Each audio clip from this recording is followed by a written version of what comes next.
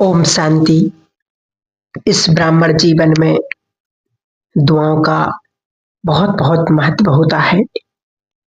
यदि जिस आत्मा के पास दुआएं नहीं है तो उसके जीवन में विघ्न आना तो संभव है।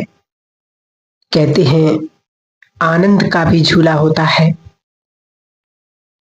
पहले के जमाने में जब बचपन में झूले झूलते थे तो पेड़ों से रस्सियां लटकती थीं और उसी के ऊपर खड़े होकर दोनों हाथ पकड़ के झूलते थे। और दूसरा, कई बार उस पर रस्सी डाल करके उस पर भी झूलते हैं। लेकिन फांसी पर झूलना और झूले में झूलना बहुत बड़ा अंतर है। झूले में झूलना आनंद का अनुभव होता है, जैसे खुशी का, अतीन्द्रिय सुख का अनुभव होता है। लेकिन जब फांसी पर जो झूलता है उसका प्राण तन से निकल जाता है। दुख दर्द के कारण प्राण छूटते हैं।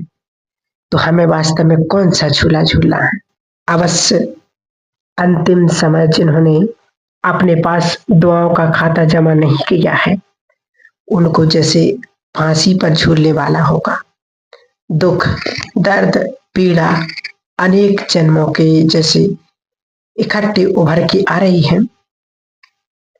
लेकिन जिनके पास ये दुआओं का खाता भरपूर है उसके लिए ऐसा महसूस होता है जैसे अतीन्द्रिय सुख में झूला झूल रहे हैं, जैसे खुशी में झूल रहे हैं, आनंद के झूले में झूल रहे हैं।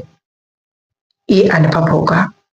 तो इसीलिए दुआएं हमारे ब्राह्मण जीवन के अंदर सूक्ष्म होती हैं, लेकिन बहुत अंदर से पावन और पावरफुल होती है और उसकी लहर हमें फैलानी है।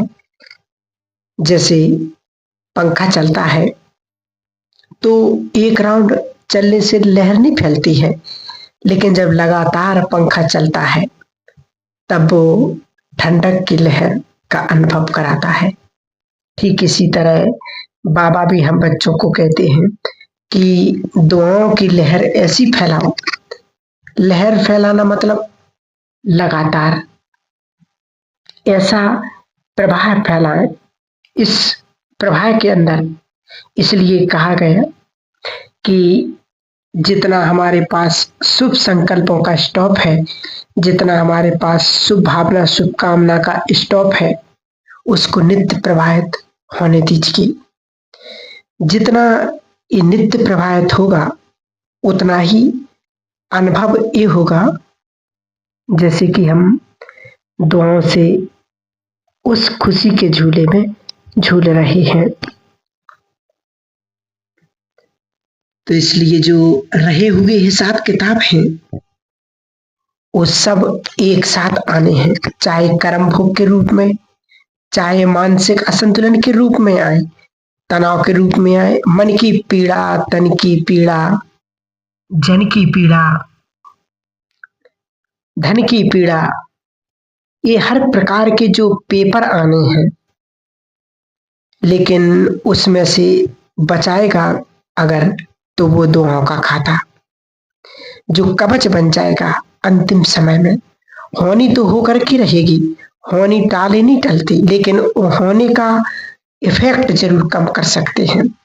पानी पर लकीर की तरह अगर मेरा दुआओं का खाता भरपूर है तो जरूर है कि होनी होकर रहेगी, लेकिन वह होने का न होने हमारे मन पर न तन पर कोई भी प्रकार से इफेक्ट या हलचल में ला सकता है। तो इस समय हमें अपने सारे हिसाब किताबों को समय के अनुसार चुकता करना है। तो हमें अपने जीवन में पुण्यों की पूंजी और दुआओं का बल बहुत बहुत आवश्यक है। एक बहुत ही प्रेरणादायक कहानी है जो आपके जीवन के लिए बहुत आवश्यक है।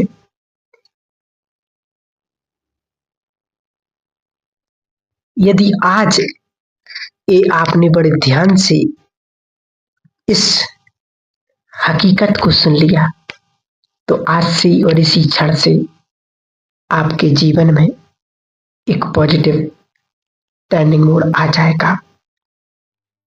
ध्यान से सुनिएगा। द्रौपदी श्री कृष्ण से पूछ रही हैं कि मैंने ऐसा कौन सा कर्म किया है, मैंने तो ऐसा कोई कर्म नहीं किया है जिसकी सजा ऐसी मिली जो हर नारी जाति के लिए धप्पा है। मुझे तो नहीं लगता कि मैंने ऐसा कोई पाप किया है। तो श्री कृष्ण कहते हैं कि इस जन्म में नहीं किया, परंतु पूर्व जन्मों में तेरे से कुछ ऐसा हुआ था, तूने भी भरे दरबार में किसी का अपमान किया था। कितने जन्म में किया था? बोले सैकड़ों जन्मों में ऐसा हुआ था। तो बुद्धि है ना इंसान की, तर्क वितर्क करने की कि उसी जन्म में क्यों नहीं मिला, उसके बाद वाले जन्म में क्यों मिला, 15-20 वाले में क्यों मिला, और आज और इसी वक्त क्यों मिला। ये नियति आज ही इसी वक्त क्यों तय थी, उसके बाद उसी पल भी तो मिल सकता था। हम कहते हैं ना सैकड़ों जन्मों के हिसाब किताब आत्मा के घिरे हुए हैं। वो सैकड़ों जन्मों पहले क्यों नहीं कट गए, आज ही इसी वक्त क्यों कट रहे हैं। तो सैकड़ों जन्म पहले इतनी नेगेटिविटी नहीं थी। हर कर्म का एक बीज होता है, अच्छे कर्म का, पुण्य कर्मों का एक बीज होता है, पाप कर्मों का भी एक बीज होता है। बीज बीज की तरह बढ़ने में अंतर होता है।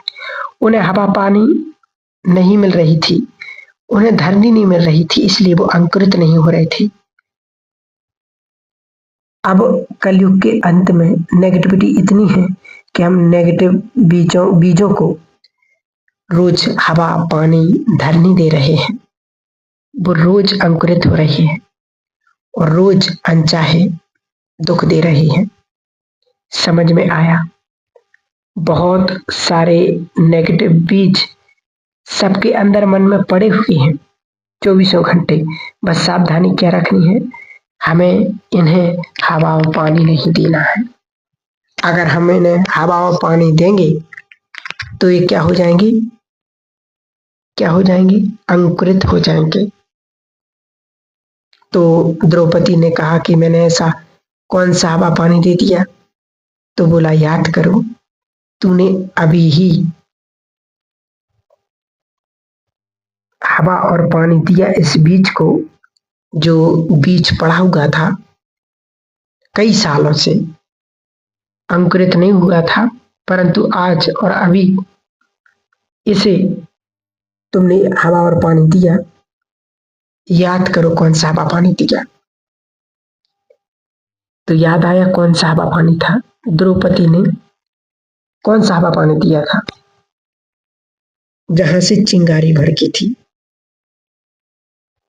वो हवा पानी दिया था। अटेंशन, सुबह से शाम तक ध्यान रखेंगे, मेरी मनसा से, मेरी वाचा से, मेरे व्यवहार से, मेरी कर्मणा से इन बीजों को हवा पानी तो नहीं मिल रहा है। अगर इन बीज को हवा पानी मिलेगा तो ये तेजी से अंकुरित होना शुरू हो जाएंगे, क्योंकि नेगेटिविटी का माहौल है। 99% नेगेटिविटी है इस वातावरण में, बहुत तेजी से पनप जाएगी। और सैकड़ों वर्षों से क्यों नहीं पनपी, क्योंकि हवा और जो माहौल है वो नेगेटिव इतना नहीं था, इसलिए वो तेजी से बाहर आ रहा है। इसलिए दूसरी बात है, अगर बीजों को जला दिया जाए तो क्या होगा। तो कितनी भी बढ़िया धरनी हो, कितना भी अच्छा पानी हो, कितनी भी शुद्ध हवा हो, आप उसको दो, वो अंकुरित होगा। ऑप्शन है हमारे पास। समय रहते समझदारी से क्या करना है। ये जो चाहे अनजाने मन में जो पड़े हुए हैं बीज, जिनका हम फल नहीं खाना चाहते, जिनके हम फसल नहीं उगाना चाहते हैं, चाहिए ही नहीं वो हमें, तो समय रहते समझदारी से ऐसी योग अग्नि प्रज्वलित करो, आग लगा दो, जला दो, और जले हुए बीज कभी अंकुरित नहीं होते हैं। सिर्फ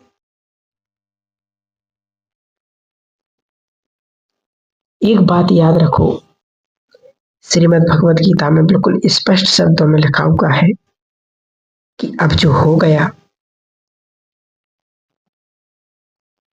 तो वो हो गया, क्योंकि पाप और पुण्य का ज्ञान तो बाद में मिला, और जो पाप हो गए उन्हें तो हमें चुकता करना ही पड़ेगा। इसलिए अब समझदारी से समय रहते समय को भांप करके कि ये कौन सा समय चल रहा है, यदि इस समय में हमने यदि एक पाप कर्म भी किया तो बाबा कहते उसका 100 गुना मिलेगा। इसलिए बड़े ध्यान से, बड़े एकाग्रता से हमें इस जीवन को और इस जीवन में कोई भी ऐसा कर्म नहीं करना है जिससे हमें उसकी 100 गुना दंड मिले। बाबा हम सभी बच्चों से भी यही चाहते हैं कि मेरे बच्चे श्रेष्ठ योगी बन करके उस श्रेष्ठ तीव्र पुरुषार्थ को प्राप्त करें। और शांति।